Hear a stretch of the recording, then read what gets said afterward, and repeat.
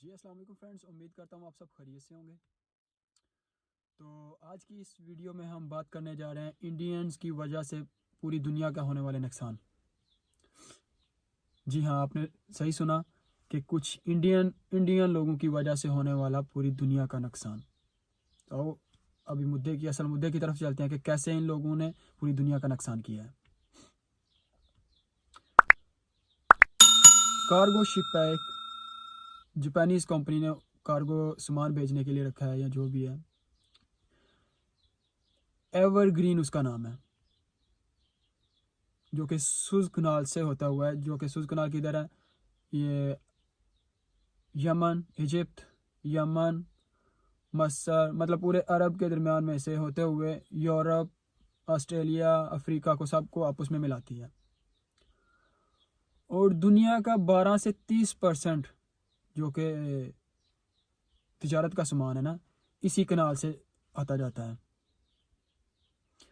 और एक दिन में 50 से 60 जो शिप है ना, इधर से गुजरते हैं, कार्गो शिप। एवरग्रीन उसका नाम है और जिसकी लंबाई 400 मीटर है। लंबाई बहुत ज़्यादा है, हो सकती है, होनी चाहिए, क्योंकि कार्गो शिप था। लेकिन अमला नाअहल नहीं होना चाहिए।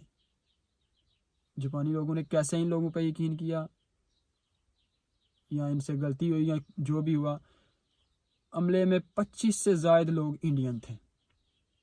अभी हुआ क्या है, कैसे इन लोगों की वजह से पूरी दुनिया में हो सकता है महंगाई हो जाए आने वाले कुछ दिनों में।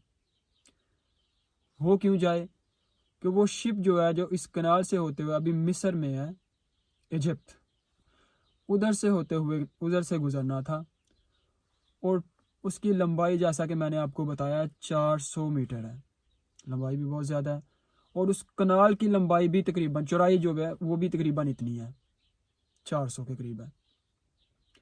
अब इन लोगों से उधर जाके कंट्रोल नहीं हुआ, क्या हुआ है, जैसा कि आप तस्वीर में देख सकते हैं, तस्वीरों में इन लोगों ने उसको टेढ़ा कर दिया है।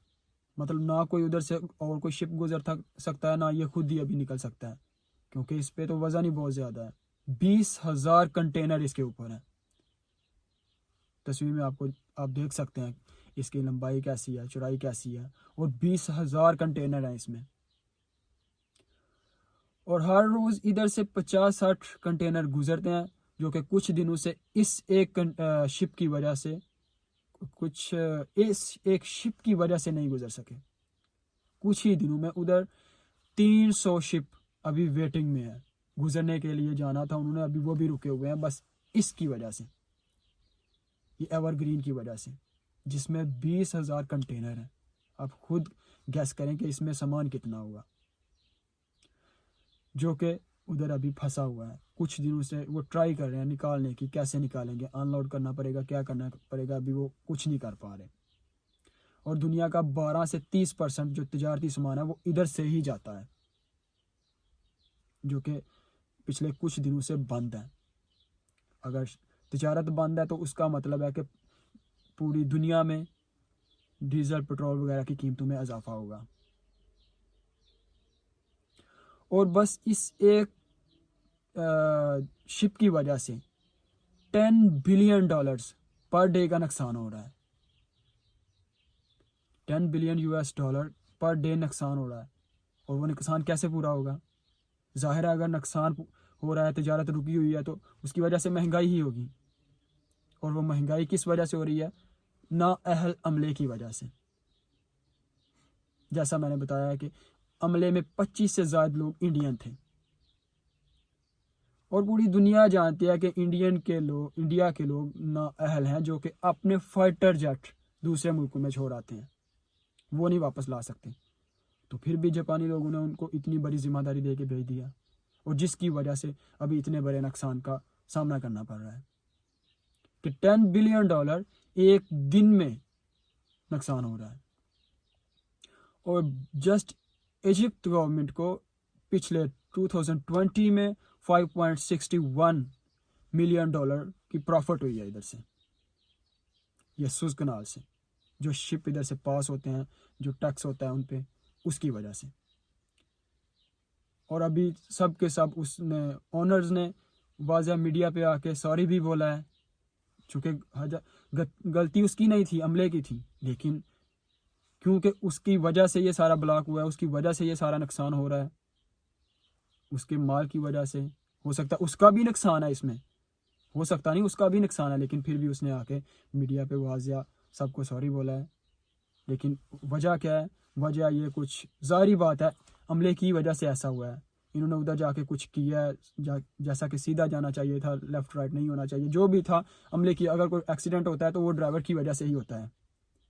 ऐसा तो नहीं हो सकता कि ड्राइवर गाड़ी में बैठा और नुकसान, हम वो एक्सीडेंट हो गया तो हम बोल दें नहीं वो जो रास्ते में चल रहा था उसकी वजह से एक्सीडेंट हो गया है। तो ये ज़ाहिर सी बात है, नुकसान जो हुआ है, जो हादसा हुआ है, ये अमले की वजह से हुआ है, और बहुत बड़े नुकसान का सामना जो करना पड़ा है वो भी इन लोगों की वजह से करना पड़ा है। और अभी इसका जो है ना, पूरी दुनिया पे, मेरे ख्याल में पूरी दुनिया पे, even Pakistan, India, middle east, Europe, सबको हो सकता है कि इस सबको महंगाई का सामना करना पड़े कुछ दिनों में, जो कि कुछ पिछले लास्ट वीक में ये जहाज़ इधर रुका हुआ है, अभी तक कुछ नहीं हो सका इसका। तो अगर ये सारी तजारत नहीं होगी, सामान रुक जाएगा, जैसा कि रास्ता ही बंद है, तो शहर के अंदर की चीज़ें तो महंगी होगी। फॉर एग्ज़ाम्पल, आप एक विलेज या एक सिटी में रहते हो, खाने पीने की चीज़ें बाहर से, इस्तेमाल करने की चीज़ें बाहर से आती हैं, और अभी उस शहर के सारे रास्ते बंद हैं, चीज़ें आने के लिए कोई रास्ता ही नहीं बचा। तो जो चीज़ें शहर में अवेलेबल हैं उनकी तो प्राइस ज़्यादा होगी, जितनी देर वो पिछले नहीं आती।